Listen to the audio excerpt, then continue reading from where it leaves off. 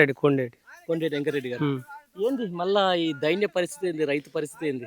ఈ ఎండిపోవడం శ్రీరామ్ సాగర్ నీళ్ళు వస్తాయని ఆశతోటి మేము ఈ పొలాలన్నీ సాగు చేసినాం. సాగు చేస్తే చెరువులు కేసీఆర్ ఉండగా ప్రతి చెరువు నిండా నింపిండు. పూడికలు తీసి నిండా నింపి తాలక ఈ భూగర్భ జలాలు అనేవి పైకొచ్చి ఆ బోర్లు పోసినాయి. ఆ బోర్లు పోసినందుక ఇంత వానకాలం రాలే మాకు నీళ్లు, శ్రీరామ్ సాగర్ నీళ్లు ఇప్పుడు రాలే. ఎక్కడొస్తుందో ఎక్కడ పోతుందో తెలియదు. అది జగదీష్ రెడ్డి ఉన్నప్పుడు మాకు వద్దో నాయన మా నీళ్ళు ఎక్కువైనా అన్నదానక ఇచ్చిండు. ఇప్పుడు మాకు సుక్క నీళ్ళు రావట్లేదు. మా పొలాలు మొత్తం నోటి కాడికి వచ్చిన పొలాలు ఇంకొక 15 రోజులు అయితే మా చేతికి వస్తుందన్న పంట అందకుంటే వెళ్ళిపోయింది.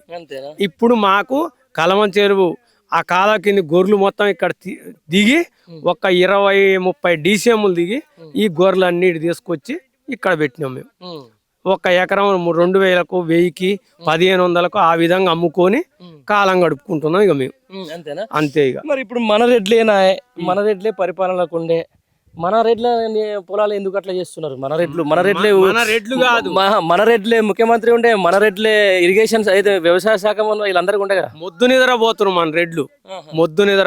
మన రెడ్లు. కేసీఆర్ పరిపాలన ఎప్పుడు నీళ్ళు ఎట్లా వచ్చినాయో ఇప్పుడు ఈ జగదీష్ రెడ్డి ఉన్నప్పుడు మాకు వద్దున ఆయనకు జమ్ము పుట్టిస్తున్నాడు. మా ఊళ్ళే జమ్ము పుట్టించాడు. ఇప్పుడు ఉత్తమ్ కుమార్ రెడ్డి మాకు తీరని లోటు చేసిండు. ఈ దమాద్ రెడ్డి ఓడిపోవటం మా మీద కక్ష తీర్చుకురు. అది మాకు జరిగిన విషయం. అది ఇప్పుడు దామోదర్ రెడ్డికి ఓడిపోవడానికి ఈ రోజు రైతులు పంటలు ఎండబెట్టడానికి ఏం కారణమే? మా పెనవాడు మండలం మీద కసిపట్టిరు. ఏమీ లేదు. ఇక ఎందుకు రాటాల నీళ్ళు? డ్యామ్ల నీళ్ళు ఉన్నాయి, అక్కడ నీళ్ళేవు అమ్మా అన్న పరిస్థితి కాదు. ఫుల్లుగా వర్షాలు వచ్చినాయి, డ్యాములన్నీ నిండినాయి, ఎక్కడ నీళ్ళు లేవు చెప్పు. ఇప్పుడు మాకెందుకు నీళ్ళు రాటాలి? చేసిన లోభం ఏంది? మేము చేసిన తప్పేంటిది? మేము చేసిన తప్పు అదొక్కటే. ఓటేసిన పాపానికి మాకు నీళ్ళు ఇవ్వట్లేదు. అంతేనా? జగదీష్ రెడ్డికి ఓట్లేసిన పాపంతో మాకు నీళ్ళు ఇవ్వట్లేదు. మరి ఎట్లయితే ఎట్లనే ఏదైనా కూడా నోటికాడు పంట నాకు చూస్తున్నా నాకే బాధ అనిపిస్తుంది. పొట్టలకు వచ్చింది వరి పంట, 4-5 రోజులు అయితే ఇంటికి వచ్చేది మొత్తం. వాళ్ళకి ఎలాంటి బాధ లేదు. రైతు చచ్చిపోతే వస్తారు, పరామర్శించిపోతారు, అంతే. వాళ్ళదేముంది? మేము అడక్క తిన్నా ఏం లేదు. రైతు బంధు పడిందా మీకు? మా రైతు బంధు పడలే. ఎక్కువ 2 ఎకరాలకు 3 ఎకరాలకు కొంతమంది పడి 5 ఎకరాల కానీ ఇంతవరకు ఆలోచన లేదు, ఆ డబ్బు లేదు. అంతేనా? అంతే. మరి ఇట్లా మరి రైతుల పరిస్థితి ఏంటంటావు? రైతుల పరిస్థితి ఉరేసుకొని సావాలి. ఇప్పుడు ఉరేసుకొని వస్తే ఇప్పుడు వాళ్ళు కళ్ళు చల్లబడతాయా? మరి కళ్ళు చల్లబడతాయి. అంతేనా? రైతు అనేవాడు ఉండొద్దు భూమి మీద. మరి ఎందుకు రైతే రాజుగా ఉండే బీఆర్ఎస్ గవర్నమెంట్ లో పాపం కేసీఆర్ రైతు బంధు ఇచ్చే, రైతు బీమా ఇచ్చే, టైంకి అది ఇచ్చే, అన్ని ఇచ్చే, మరి వీళ్ళు ఎందుకు ఇట్లా చేస్తున్నారు? రైతుని ఎందుకు చేస్తారో మరి. రైతులను ముంచటానికి చేస్తారు ఇది. అంతేనా? అంతే.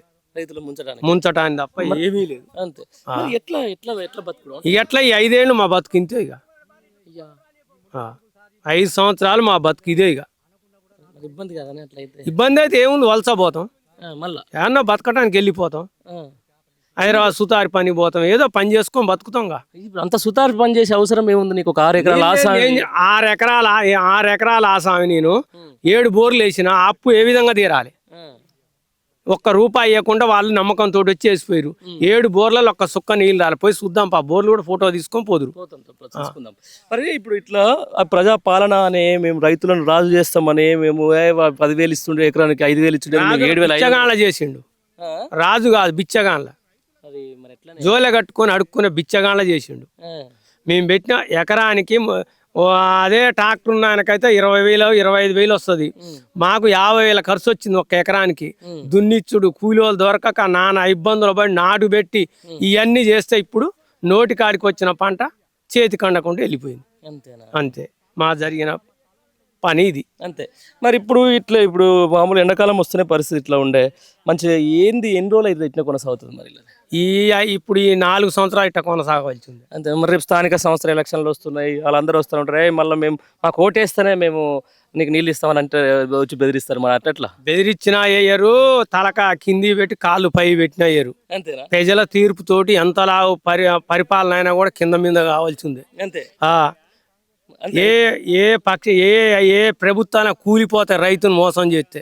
ఈడ ఆగవలసిన ప్రభుత్వాలు ఏవి లేవు. రైతును మేలు చేసిన ప్రభుత్వాలే కొద్దిగా గుడ్డిగా మెల్లగా వెళ్ళిపోతాడు. రైతుని ఈ మోయిన ఏడిపించినాక ఏ ప్రభుత్వం ఉంటది ఇంకా నీకు? అంతేనా? ఒక రైతుకి ఏ పార్టీ కావాలి? అవును. మేము కష్టం చేసుకుని బతికేటోళ్ళం, మాకు పార్టీతో అవసరం. అవును, నీకు కావాల్సింది నీళ్లు. మాకెవరు మంచి చేస్తారో వాళ్ళకి ఓటేద్దాం అనుకున్నాం. అంతే. ఇగో ఇది ఇది పరిస్థితి. పరిస్థితి.